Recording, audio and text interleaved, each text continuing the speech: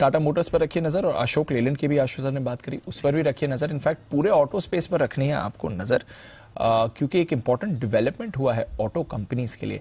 आइए इसको समझते हैं। कुशल है हमारे साथ तैयार बताने के लिए। कुशल, फाइनली स्क्रैपेज पॉलिसी में एक नया ड्राफ्ट नोटिफिकेशन आया है, जरा बताएं इसके बारे में और ऑफ कोर्स क्यों ऑटोज पर करना है फोकस। बिल्कुल।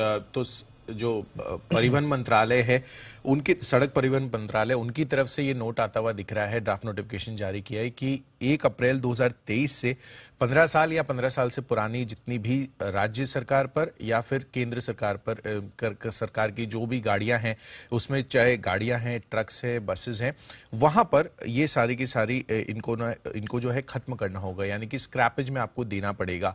तो ऐसा मैंडेटरी नोट उनकी तरफ से आता हुआ दिखा है। सुझाव के लिए उन्होंने 30 दिन का समय दिया है। इनफैक्ट जितने भी स्टेट्स हैं उनको ये पॉलिसी ड्राफ्ट नोटिफिकेशन उन्होंने सेंड कर दिया है। तो अब यही देखना है कि इसके बाद स्टेट्स की तरफ से क्या प्रतिक्रिया रहती है, बट मोर इंपॉर्टेंटली आपको ये देखना है कि यहां पर कितना बड़ा इंपैक्ट हो सकता है। क्यों? क्योंकि अगर ऐसा होता है तो काफी सारे व्हीकल्स जो कि 15 साल से पुराने हैं वो मार्केट से हटते हुए नजर आएंगे, तो एक बड़ी डिमांड क्रिएट होती हुई दिखेगी और ऑटो एम्स के लिए ये काफी अच्छा मौका बनता हुआ नजर आता है अपनी सेल्स को बढ़ाने का। इनफैक्ट मैंने कुछ रिसर्च भी की थी इसमें सरकार की तरफ से। इनफैक्ट सरकार में जो 10 सबसे ज्यादा इस्तेमाल होने वाली गाड़ियां हैं उसमें अगर आप देखेंगे तो 5 इनफैक्ट टॉप 3 जो मॉडल्स हैं वो मारुति सुजुकी की तरफ से ही हैं। तो डेफिनेटली यहां पर आपको ध्यान रखना चाहिए। फिर महिंद्रा बोलेरो है, Maruti Suzuki Ertiga, Scorpio, Mahindra and Mahindra की। तो ऐसे काफी सारी कार्स हैं जहां पर आपको बड़ा फोकस रखना होगा, क्योंकि ये आगे चलकर इसकी रिप्लेसमेंट डिमांड होती हुई नजर आएगी।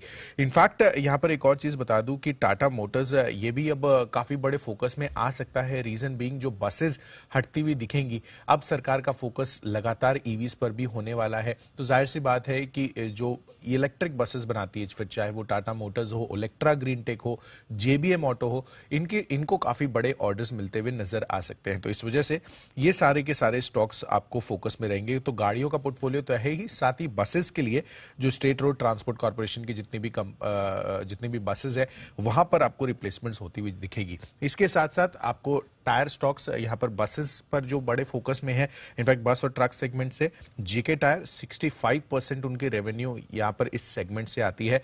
और आज आप देख रहे हैं कि टायर शेयरों में किस तरह का तेजी का मूड माहौल बना हुआ है, जिसमें जेके टायर्स ऑलमोस्ट 9% के गेंस दिखा रहा है। तो इसका क्लियर कट लिंकेज आप कहीं ना कहीं लगा सकते हैं, जिनका बसेस और साथ ही ट्रक सेगमेंट से 65 यानी हाईएस्ट ऑफ ऑल द जितने भी लिस्टेड अभी मैंने इसमें लिस्ट में नाम शामिल किए हैं, उनमें से यहां पर JK tyres clear cut out performer है और ये आज रिफ्लेक्ट भी हो रहा है। तो ओवरऑल अगर आप यहां पर देखेंगे तो यहां पर एक तो ऑटो ओईएम्स, इनको बड़ा फायदा होने वाला है, और साथ ही एमएसटीसी, यहां पर आपको नहीं भूलना है कि एमएनएम के साथ जो 2016 में इन्होंने जेवी किया है स्क्रैपेज यूनिट्स के लिए, सरकार का भी अब बड़ा फोकस है कि हर एक डिस्ट्रिक्ट में ये स्क्रैपेज यूनिट्स लगाने वाले हैं। तो जाहिर सी बात है कि एमएसटीसी को भी काफी बड़ा फायदा मिलेगा, और स्टील कंपनियां तो हैं ही, क्योंकि उनको सस्ते दरों पर अब वो जो स्क्रैप किया हुआ स्टील है वो मिलता हुआ नजर आएगा।